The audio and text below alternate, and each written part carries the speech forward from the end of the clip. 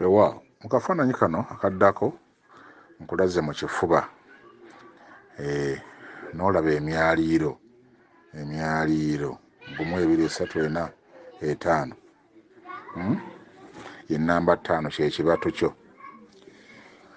Amaanyi ago tuga nti obwakabaka bw'obujje byagala bikolebwe ku nsi kye baba bategeeza kati amaanyi gavudde waggulu ku mutwe ne gakka ne gajja gatuula mu kifuba ne gakola langi eya kiragala ng'eyakakiragala nga kuliko n'ekyeru. Simanyi waliwo aboolesebwa ekintu ekyo kiragala n'ekyeru. Yinza okuloota omuntu ng'ayambadde kiragala n'ekyeru.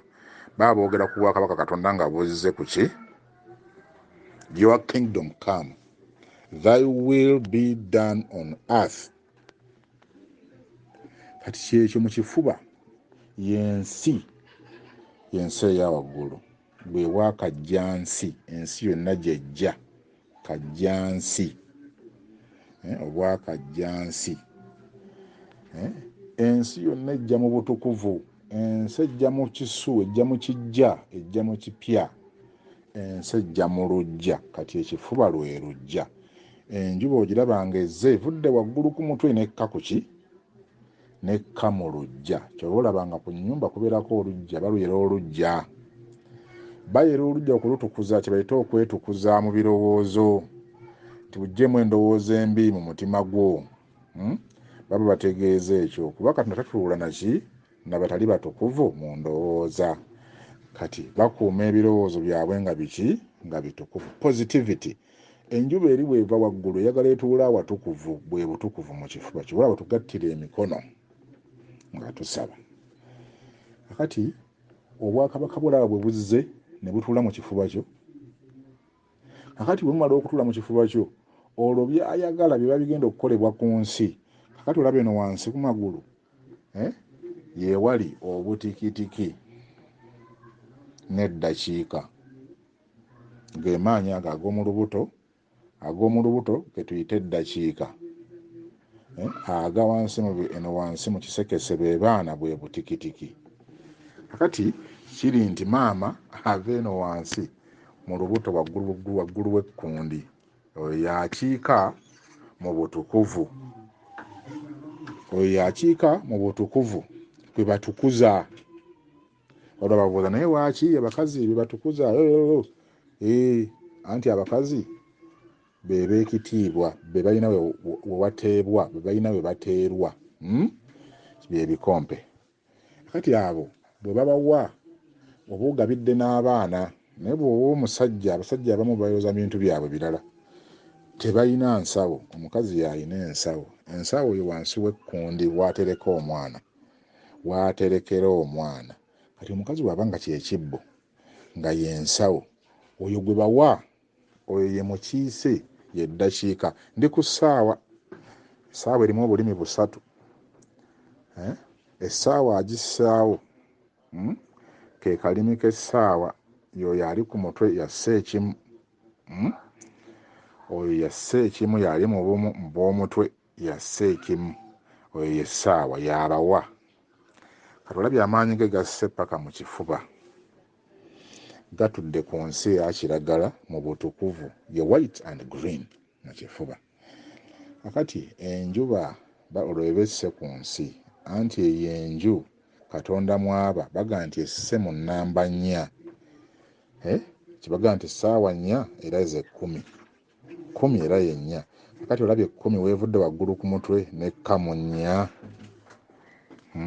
Kubanga ekifuba ye nnamba 4, olubuto wansi ye nnamba 3, wansi w'ekkundi ye nnamba 2, eri mu busolobo ye nnamba 1. Okirabye? Kati amaanyi gawanuse waggulu ne gasembera ku nsi. Obwakabaka bw'obujje kati busse. Kati abaweereza bwa Katonda be bamanyi ekyama ekyo, babwe baweereza obutonzi, so si bano abawalampa amayinja.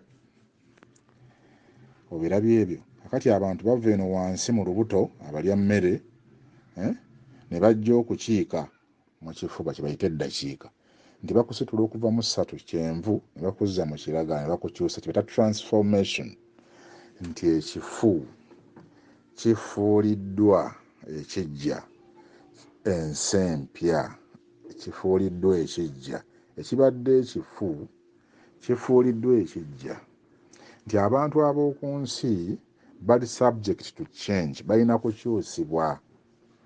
Baafu, bali mu kinene, bali mu bwannambi, bali mu bibi. They are wallowing in sins. They are wallowing in sin. Kakati olina obbajjayo mu mazzi ago ge bawugiramu ag'ebibi, emotions, bali mu kasiiku kaabwe, bali mu kusiikuuka, ono asanyuka, ono yeepanka, ono alwana. Ako konna kasiiku kye tuta emotion, gye bayita ennyanja ennene. Omukazi ono kwe yazimba ekibuga kye, omukazi omutamiivu ayatamiiza ensi n'obutamiivu bw'ebibi bye. Genda osome mu Revelations, ojja kubiraba na Revelations oba nga yakusatu omu oba yakusatu awe watyawo, ng'osoma ku kanisa omusanvu ojja kulaba omukazi oyo ayazaalira omusege mu ddungu. Anti eddungu y'ensi eyo gy'olaba wansi ey'ekkundi y'eddungu. Eyo gituddira mu kugwa ddungu. Ngudde nadda mu kugwa ddungu, y'ensi ey'okugwa. The world of sin, y'ensi y'omukazi oyo. Abantu baayo bonna batamiivu, batamiira obusungu. Baba bakulembeze busungu, kwerowoozaako. Kategedde baga nti n'abakulembeze b'ensi baatamiira omwenge gwe. Y'ensi eyo ey'omu kkundi, y'ensi eyo waggulu w'ekkundi, y'ensi y'olubuto. Buli omu alowooza kulya kwekkusa. Ensi eyo namba 3 gye tuyita ensi eya nnambi. Wabula eyo y'ensi kwe tusinziira okukyusa. Awo tusaanukulire ekitambo. Anti 0 bw'ogimenyamu bw'oti efuuka 3. Kati ye namba 3 nti oyala kusaanukula nsi. Kubanga bw'ebeera nti ensi kitegeeza nti eri wansi, ekyokuba kitegeeza nti mwe bassa. Oyala kussaawo ekipya, olina kulumba nsi, kubanga ensi gye tussaamu, ensi kitegeeza wansi, ate eyo yeewali ensawo. Nkugambye nti namba 2 eri wansi w'ekkundi y'ensawo. Kati oba oyagala kitiibwa kya Katonda kituule mu nsi, kitegeeza ofuna w'okiteeka. Kitiibwa kiteebwa mu nsawo. Kakati osaanukula 0 eyo, oba eyo ensi eya 0 ey'omukazi gy'osaanukula n'efuuka 3, n'olyoka ojjuza olwo obutukuvu, erinnya lye ne lyatulwa mu ggwe, ne lituula mu ggwe, ne lyatulwa mu butukuvu bwalyo, erinnya lye ne liteebwa mu kikompe. Kyobula abakazi gy'emisambwa, nga basambulwako ekibi ky'ensi ne bateebwamu obulamu. Abakazi ye kinene, ate era yeki yaba abanjaki obulamu, yaba bulamu amazima. Amazima gava waggulu ne gamukka mu namba 3. Tusaanukula 0 n'efuuka 3. Kakati 3 ne tugiteekamu obulamu obujja, oba 1 n'efuuka 31. Kakati namba 4 olwo n'olyoka obalinyisa waggulu mu kukkaanya, bwe tugattira ebibatu mu kifuba ne bayingira mu kukkaanya ne bafuuka bannyaffe, nnyaffe, bazze mu nnya mu kukkaanya. Olabye nti ensi okugirokola tulina kuddamu kukkaanya, kugizza mu nnya mu butukuvu n'eryoka egende mu nsi ensuubize. Akati akafaananyi ako kembalaze nti eggulu likka mu bwawanjuba ne lituula mu kifuba, nti ebadde 10, ennyumba ey'e10 eggulu ekka bwekketu efuuka 4 kyekifuba.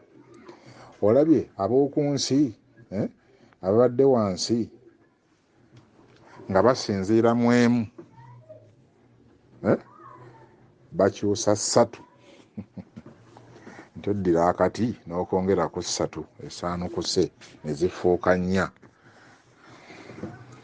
Oyo n'afuuka nnyaffe. akati ako akali wansi bwe kabanga si mugga si ke kali akawanula omugga guli ogw'obulamu ng'akati k'olina mu magulu go tekawanula mugga gwa bulamu wabula kabulamu amazima kabulamu omuliro kabulamu omuliro omutukuvu ogw'obwegassi ng'omuntu oyo akalina yamala okwegatta mu ye balance of power nga bwe nakisomesezzaako ng'agasse obw'omukazi n'omusajja mu ye waggulu ku mutwe gwe n'akola namba 10.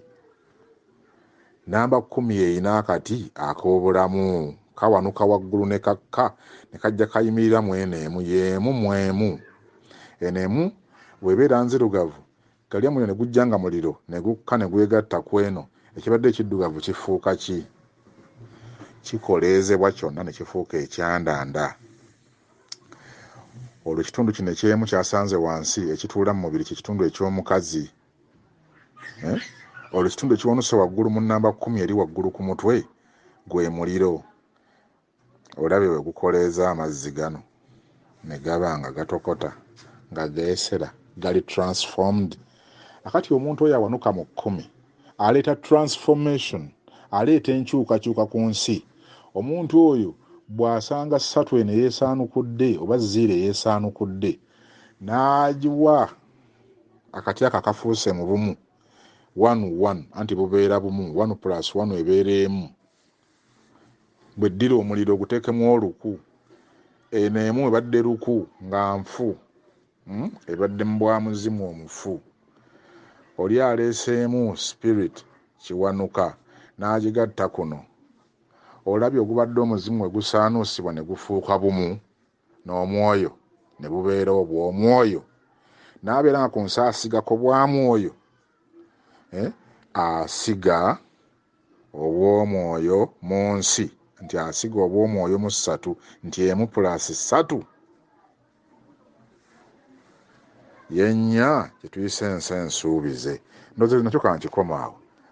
Atakitegedde genda mpola ng'owuliriza ate nga bw'osoma ku mukutu ojja kumala ekiseera obitegeere.